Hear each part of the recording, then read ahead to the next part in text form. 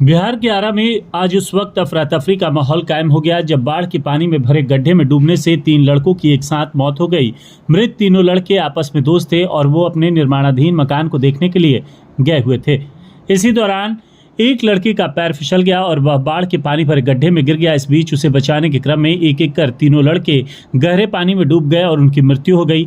घटना नगर थाना क्षेत्र के मझौआ हवाई अड्डे के पास की है। इधर घटना के बाद मृतक के परिजन पुलिस की डायल 112 की टीम को सूचना दिए, लेकिन पुलिस टीम मौके पर नहीं पहुंची, जिससे परिजन आक्रोशित हो गए और उनके द्वारा सदर अस्पताल में जमकर हंगामा भी किया गया। इसके बाद स्थानीय पुलिस मौके पर पहुंची और गुस्साए लोगों को किसी तरह शांत कराकर पूरे मामले की छानबीन में जुट गई।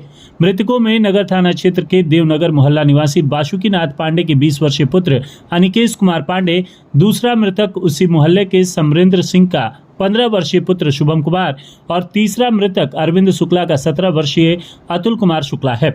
पुलिस फिलहाल तीनों शव को अपने कब्जे में लेकर पोस्टमार्टम कराने की प्रक्रिया में जुटी हुई है। मिली जानकारी के अनुसार बताया जा रहा है कि नगर थाना क्षेत्र के मझौआ हवाई अड्डे के पास देवनगर मोहल्ले के रहने वाले 3 दोस्त अपने एक दोस्त के निर्माणाधीन मकान को देखने के लिए गए हुए थे। उक्त मकान के ठीक सटे मिट्टी कटाव से गड्ढा हो गया था और उसमें बाढ़ का पानी भरा हुआ था, जहां इनमें एक युवक का पैर फिसल गया और वह गहरे पानी में डूबने लगा।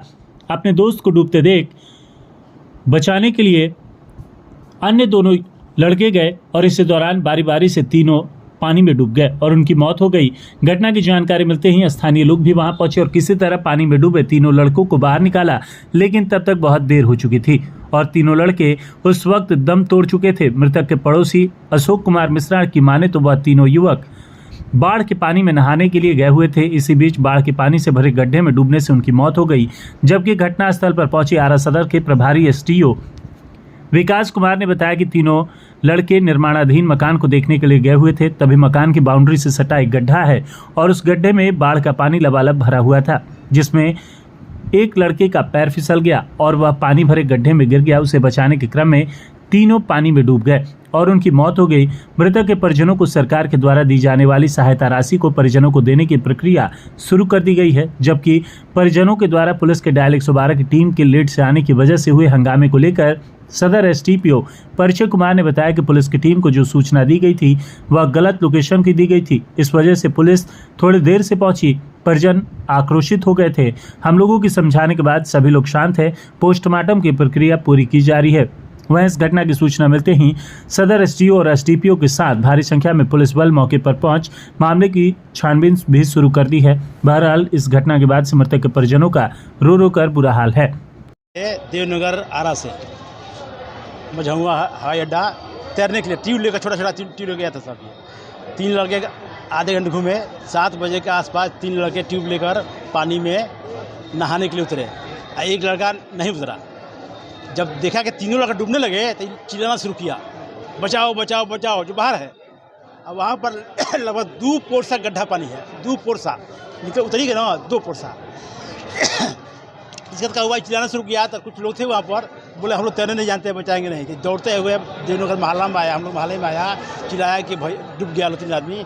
हम लोग गए, पहले 102 फ़ोन किए, 112 फ़ोन किए, आधा घंटा उठाया लोग नहीं। उठाने के बाद बोला जा रहा टाउन थाना जा रहा, लेकिन आया नहीं। कब आया? जब हम लोग वहाँ से लाश निकाल दिए, पानी से छान के निकाले, भेज दिया हॉस्पिटल, तब भेटाया हमको। तब तक हो चुका था। कितने लोग की? 3 लोगों की। 3 लोग। कौन क्या नाम है तीनों? नाम तो नहीं, वहीं के रहने वाले तीनों हैं। वहीं अपना मकान है, रहने वाला। एगो शुक्लपुरा का, एगो हुआ फिरपाती का, एगो धमार का। ये लोग खेलने गए थे? खेलने गया था, ट्यूब लेकर। संडे है ना, ट्यूब लेकर खेलने गया था। क्रिकेट खेलेगा लोग, ट्यूब ले गया था, तैरेंगे भी हम लोग। उसी में तीनों डूब गया। बाढ़ के पानी में लोग? हाँ, बाढ़ पानी में। कहाँ की घटना है? कहाँ पे? हवाई अड्डा के अंदर गड्ढा है, हवाई अड्डा के अंदर होना पर। क्या नाम है आपका? हमारा अशोक कुमार मिश्रा, हमेशा ये चीफ मैनेजर हैं। कौन लगते हैं आप? हम मोहल्ले के हैं, बस हमारे घर के पीछे घटना है। यहाँ पे जैसे ही हमारे स्थानीय पुलिस को सूचना मिली कि टाउन एसएचओ स्वयं पहुँचे और साथ ही साथ एसडीआरएफ को भी सूचित किया गया। ये अनफॉर्चुनेट है कि बच्चों को बचाया नहीं जा सके, लगाया गया। और इनका ये बोलना है कि 112 पे फ़ोन कर रहे थे बट लाइन बिजी आ रही थी, तो संभवतः ऐसा हो सकता है कि अभी 112 का जो कि कंट्रोल सेंटर है वो सेंट्रलाइज्ड है।